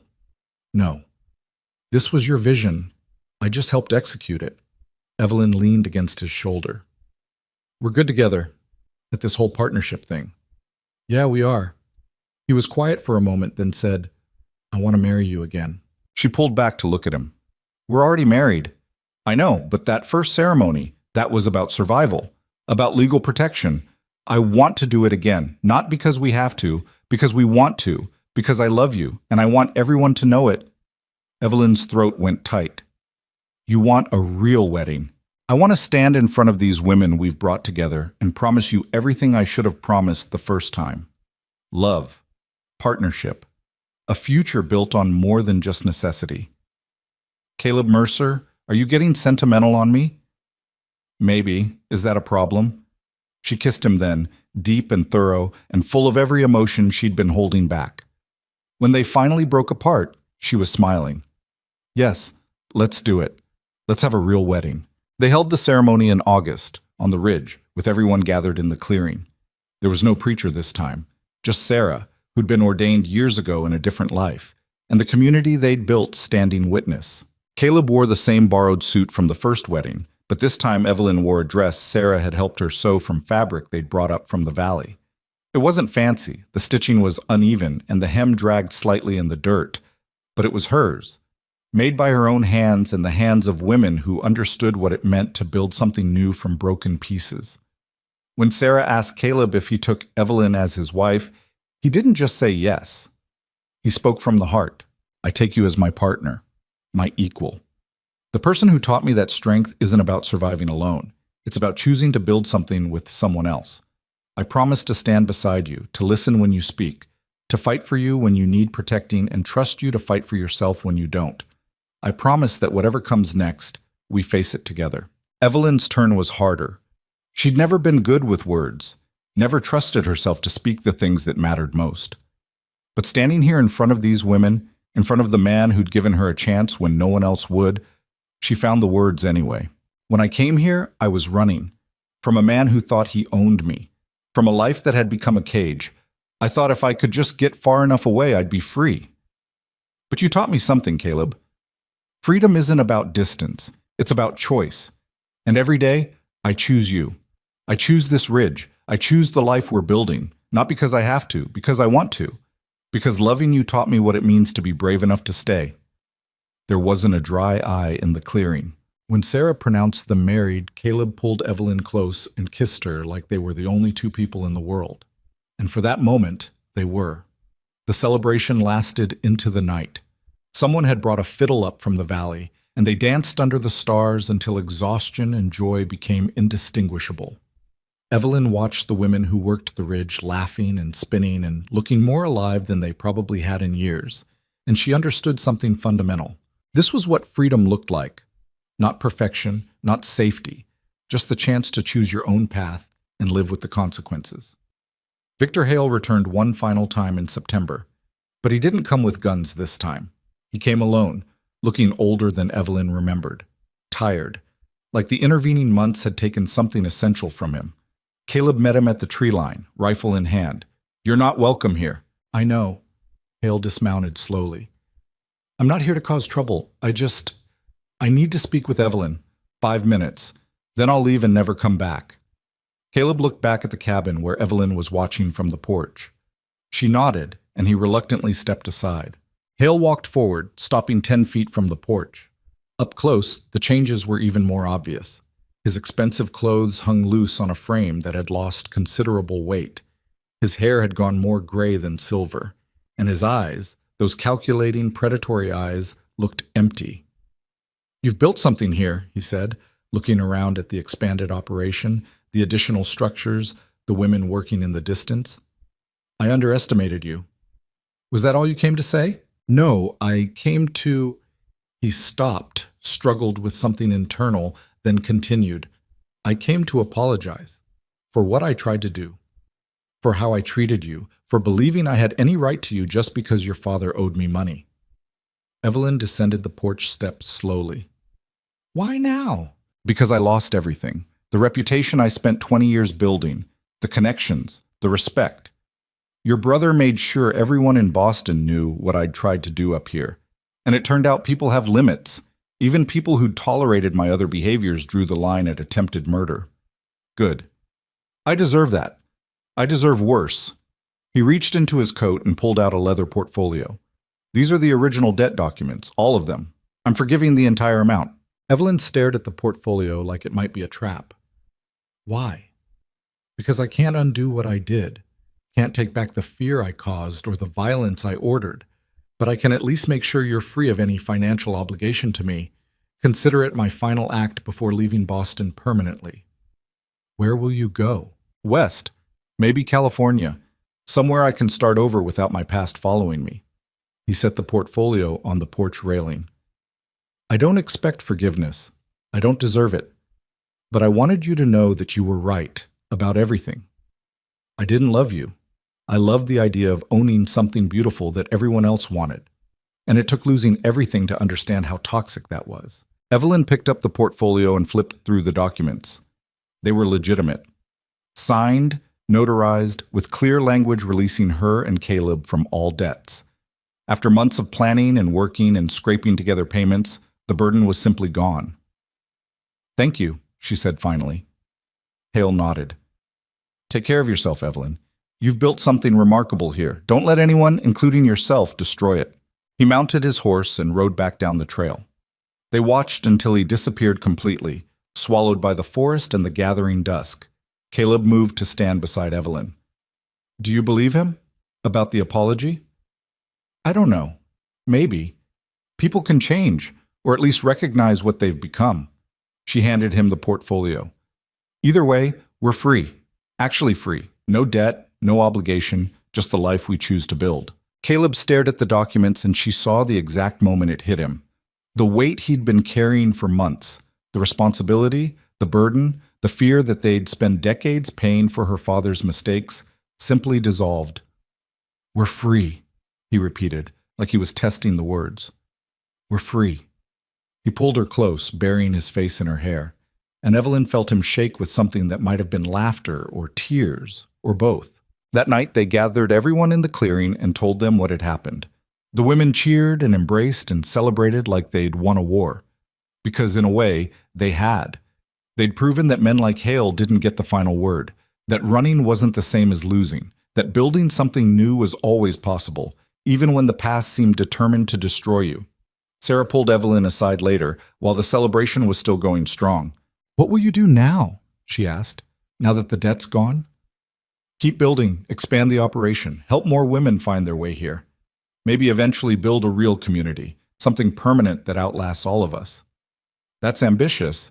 So was surviving this ridge alone, so was standing up to Hale. I'm done thinking small. Sarah smiled. Good, because some of us are thinking about staying permanent, if you'll have us. Permanently? I thought everyone was just here for seasonal work. That was before we saw what you and Caleb built, before we understood this could be more than just a place to hide. This could be home. Evelyn looked around at the women gathered by the fire, at their faces lit by flames and laughter, and the kind of hope that only came from surviving the unsurvivable. These were her people, not by blood or circumstance, but by choice. Then stay, she said. All of you, we'll figure it out together. Winter came again, as it always did on Holt Ridge. But this time, Evelyn wasn't afraid. The operation had grown beyond anything she'd imagined. 12 women now worked the ridge full-time, with more expected in the spring. They'd built additional cabins, expanded the timber processing, and established trade relationships with towns 3 valleys over. The money was good, the work was hard, but the community they'd created was something none of them had experienced before. A place where your past didn't matter, and your future was whatever you chose to make it. On a cold December morning, Evelyn stood on the porch with Caleb, watching snow fall across the clearing. She thought about the woman who'd arrived here nearly a year ago, terrified, desperate, running from a life that had tried to destroy her. That woman felt like a stranger now. Do you ever regret it? Caleb asked quietly. Answering that advertisement? Coming here? Never. Not even on the hardest days. Not even when you're freezing and exhausted and missing the comforts of civilization? Not even then. Because those comforts came with a price I wasn't willing to pay. This life, this hard, brutal, beautiful life, is mine. I chose it. That matters more than comfort ever could. Caleb pulled her close. I'm glad you came here. Glad you answered. Glad you stayed. Me too. They stood together in the cold. 2 people who'd found each other in the most unlikely circumstances and built something that defied every expectation. Around them, the ridge hummed with life and purpose. Smoke curled from cabin chimneys. Women's voices drifted through the snow. The steady rhythm of axes biting into wood echoed across the clearing. This was what freedom sounded like. Not silence or solitude, but the noise of people building their own futures on their own terms. What do you think happens next? Evelyn asked. I don't know, but I know we'll face it together. Good answer. I've been practicing. She laughed and kissed him, and the sound of it carried across the ridge like a promise. That no matter what storms came, they'd weather them. That no matter how hard the mountain pushed back, they'd push harder. That love, real love, built on choice and respect and stubborn determination, was stronger than fear, stronger than debt, stronger than the men who thought they could own other people's lives. Years later, when travelers came through the territory and asked about Holt Ridge, they'd hear stories about the community of women who'd built a timber empire in the mountains. About the couple who'd started it all with nothing but a practical arrangement and the determination to survive. About the place where women ran from their pasts and found their futures. Some of the stories were exaggerated, others understated the reality, but they all contained the same essential truth: that Holt Ridge wasn't just a place on a map. It was proof that broken people could build something beautiful, that running away could become running toward, that the hardest choices often led to the most extraordinary lives. Evelyn and Caleb never left the ridge. They grew old there, watching the community expand and evolve, helping countless women find the same freedom they'd found. And when the time came for them to pass on the operation to the next generation, they did so knowing they'd built something that would outlast them. Not a perfect legacy. Not a story without scars or struggles or moments of doubt, but a real one, built by real people who'd chosen each other and this mountain and this hard, beautiful life. And in the end, that was more than enough. The last thing Evelyn did before she died, decades later with Caleb's hand in hers and the community they'd built gathered around, was whisper the same words she'd spoken on their wedding day. Every day I choose you. I choose this ridge. I choose the life we built. Not because I have to, because I want to. And she meant every word. Because hope, real hope, the kind built on choice and work and love that refused to quit, had always been worth fighting for. It still was. It always would be.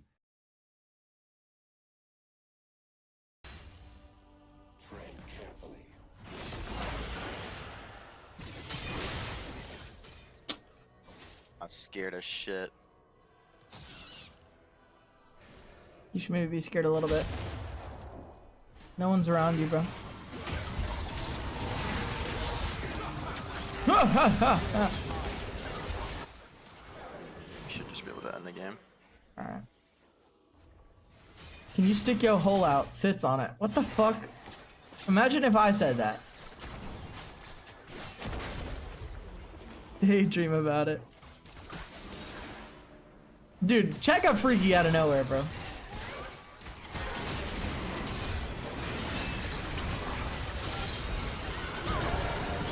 I ulted the wrong person. I trolled. Never mind, you're just better. Doesn't even matter. The Zed is strong, bro.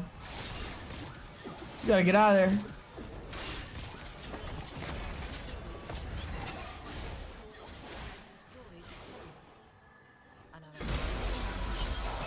Oh!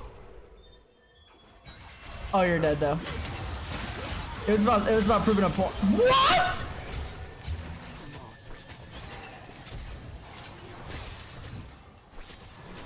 What the fuck? Yo.